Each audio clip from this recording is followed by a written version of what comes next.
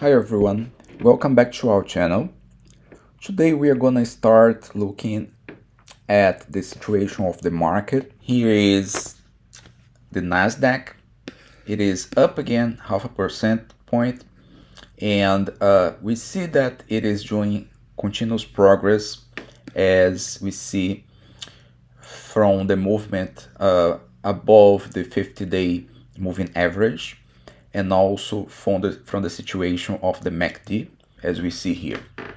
So this is a continuation of this leg of rebounding from the lows that were set a few days ago. And here is the S&P 500. Now at this point we are continued our movement up, and we are getting closer to this area of the chart, which is around 565, where basically we have possible resistance that was set by the previous high of the S&P 500. So this was set in the middle of July, and we are approaching that point, and this is going to be a moment when the market will have to essentially decide if it is going to continue to go up or if this resistance will be enough to send the market down. My expectation is that we are going to continue slowly getting closer to this until we find a decision for this question. So one possible stock that is going to decide things is Nvidia. As I told you in the last video, Nvidia is following up and is now getting closer to our all-time highs that were set around 140. We are already close to $130. So as Nvidia gets closer to this situation, the markets will start to analyze what are the possibilities for Nvidia to continue its move up. And as I told you before, Nvidia is approaching its earning dates, which will happen at the end of this month. And it seems to me that when this happens, then we are going to have a clear picture of what is happening to Nvidia. If they have lots of profits which justify the valuation, we are going to probably see Nvidia and the whole market going up. If we have a bad result from this earnings call, we are going to probably see many people selling Nvidia to take profits on their positions. So this is a very interesting stock to analyze and to see what's going to happen. But for now, it seems that it's going up, and we still have a few percentage points to get to this area when you're going to see resistance. As for Microsoft, it is still in the lower part of its range, let's say. It's now crossing this region, and it doesn't seem to have a lot of momentum up, despite the fact that the MACD shows progress. So we may still see some gains for Microsoft in the next few days. Google is now moving up. It has also crossed the MACD, so which means that he's picking up speed for the upside, and we might have gains generated by this movement until we approach this 50-day moving average, which is at this point $176. So this is a stock that we might want to keep an eye to see how it's gonna behave in the next few days. PLTR, Palintir is up again, is continuing its move. So Palintir has crossed the $30 mark. This is a good thing for this stock because it was kind of stuck in this region here for a few months, in fact. And last time it started to move, it gave investors a good profit until from $16 up to $26. So this time we might have a similar gain in this stock, but we still need to see if it is going to confirm this uptrend higher, or if we're going to have setbacks in this position. AMD. AMD is trying to recover. Now is getting closer to the 50-day moving average, which is good. However, 50-day moving average might be work as resistance for this stock. And not only the 50 moving average, but we also see it approaching the 200-day moving average.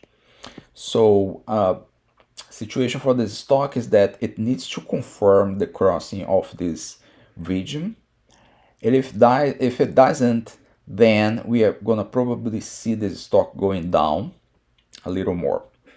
At this point, it is difficult to determine if this move is gonna happen, and I would probably say that we should wait a little bit to have more clarity. So what can happen to this stock is, if you are already there, if you bought AMD close to the bottom here, then I would say let's keep it for a while and see if it goes up a little more, because that might be a good profit. If you are not, I would wait and see what happens in the next few days. If this stock goes up, then there's a good chance that these two moving averages here will now work as support. In other words, if it moves up, then if there's a new move down, that this area here will act as support and more people will buy at this region. On the other hand, if this stock fails here in this area and it goes down, then it's confirming a downtrend for AMD, right? Why? Because if we have a line going from the top from the all-time high to this top that was created here a few weeks ago, then this shows that the stock is on a downtrend. And similarly, we also have lower lows. So we have already a channel here that implies that this stock is in a downtrend. So for AMD to change this, it needs to go up, and then it needs to bounce from this moving average, so that basically it's gonna create a new channel on the upside and eventually leave this channel here.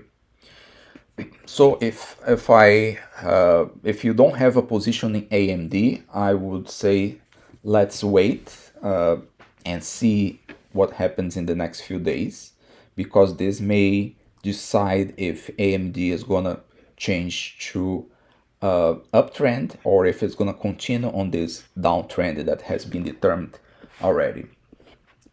Okay, so Amazon is not very different from other stocks that we analyzed. It is moving up, but not the movement is still not too big, and it might be dependent on some news that will happen in the next few days.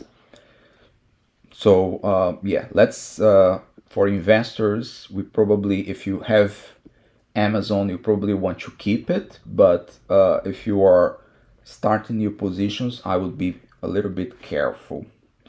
Meta. Okay, so Meta is already reaching the all-time highs, or at least the highs for the last few months. And as you see here, it is having is meeting the resistance, which is normal when you reach this kind of this level here. And to get you also see that the MACD is starting to decelerate. Okay, so this is also a sign that Meta doesn't have enough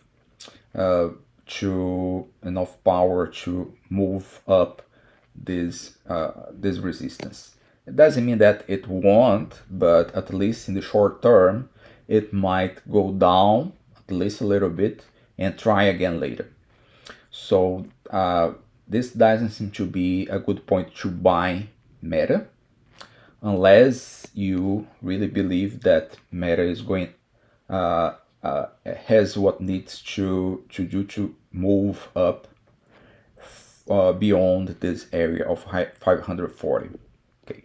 In terms of news, we have an article that gives in Yahoo Finance with a prediction, 3 artificial intelligence stocks that could see incredible growth in the next year.